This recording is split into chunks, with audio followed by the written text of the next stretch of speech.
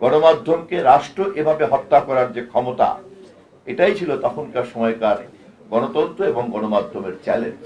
বিনা নির্বাচনে একটি নতুন সংসদ যাত্রা শুরু করেছিল। এমনকি চতুর্থ সংশোধনী গৃহীত হওয়ার পরে ওই মুহূর্তের যিনি রাষ্ট্রপতি হয়েছেন তাকে শপথ পর্যন্ত নিতে হয় নাই। বিচারপতি নিয়োগ করার ক্ষমতাও এককভাবে তার হাতে,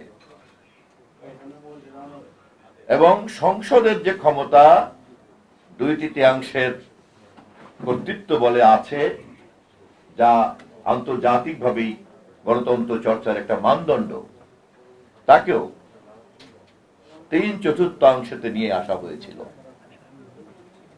অর্থাৎ তৎকালীন সময়কার চতুর্থ সংশোধন পরবর্তী সংসদের ক্ষমতা যদি 3/4 সংসদ যদি ঐক্যবদ্ধ না হয়, তাহলে সরকার অথবা নির্বাহী বিভাগের বিরুদ্ধে কোন ধরনের কোনো ব্যবস্থা নেওয়ার ক্ষমতা ছিল না। জানুয়ারি থেকে জুন পর্যন্ত যখন এই দুঃসংবাদ দেশের গণতন্ত্রকে গ্রাস করেছিল, তখনও গণমাধ্যমকে আনুষ্ঠানিকভাবে হত্যা করা না হলেও জানুয়ারি থেকে জুন পর্যন্ত স্বৈরাচারী শাসকরা বুঝতে পেরেছিল জনগণের কণ্ঠস্বরকে রোধ করতে চাইলে পরে এবং বাকশাল গঠনের প্রতিক্রিয়া যেভাবে ছড়িয়ে পড়ছিল, তাদের ধারণা হয়েছিল যে গণমাধ্যমকে গলা টিপে হত্যা না করতে পারলে চতুর্থ সংশোধনের এই 20 বাষ্প থেকে ক্ষমতাসীনরা রক্ষা পাবে না। এবং তারা 16 জুন, 25 জানুয়ারি থেকে 16 জুনের পরে এসে অবশেষে ফ্যাসিবাদ সারা পৃথিবীতেই ঐতিহাসিকভাবে যে আত্মহত্যার সিদ্ধান্ত নেয়, সেই সিদ্ধান্তই গ্রহণ করেছিল। চতুর্থ সংশোধনী একদলীয় সরকারের স্বৈরতান্ত্রিক সিদ্ধান্তের ধারাবাহিকতাতে 16 জুন এসে তারা তৎকালীন প্রেক্ষাপটে গণমাধ্যমকে রাষ্ট্র এভাবে হত্যা করার যে ক্ষমতা, এটাই ছিল তখনকার সময়কার গণতন্ত্র এবং গণমাধ্যমের চ্যালেঞ্জ। 51 বছর পরে আমরা যখন সেই দিবসের সালতামামি নিয়ে কথা বলি, অথবা রাজনৈতিকভাবে যখন আমরা এটাকে যখন স্ক্যানিং করি, তখন কিন্তু আমরা বুঝতে পারি এখনকার সংকট আর তখনকার সংকট কিন্তু এক নয়। কিন্তু সংবাদপত্রের কালো দিবস,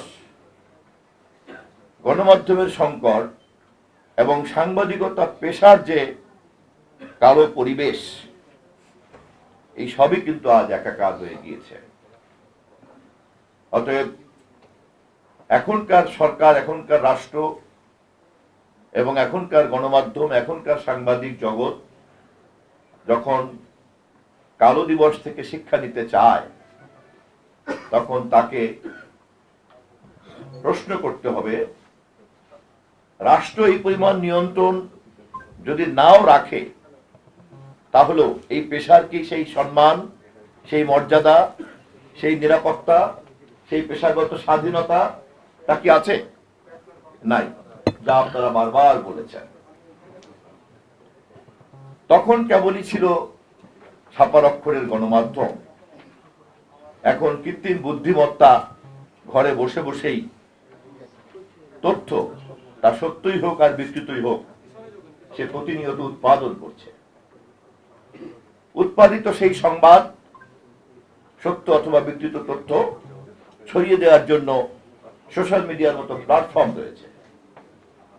বিশ্বের প্রায় 100 কোটি সাবস্ক্রাইবাররা সোশ্যাল মিডিয়াতে 24 ঘন্টা তারা কিন্তু ব্রাউজিং করছে, ঘুরে বেড়াচ্ছে।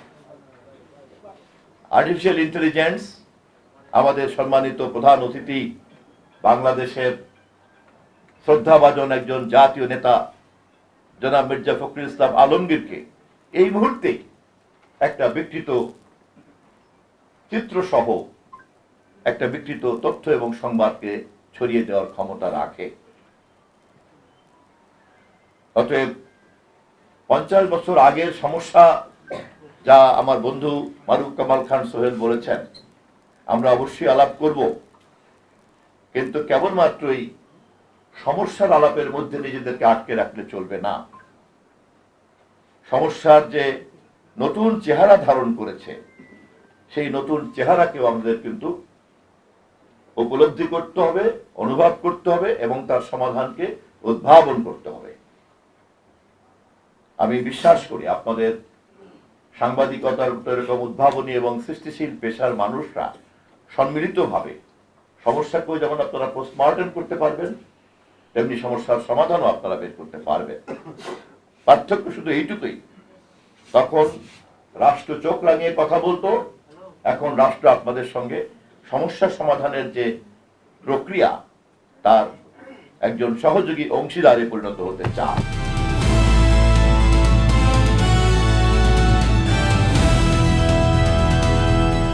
দিনাজপুর টিভি, মানুষের জীবনের কথা বলে।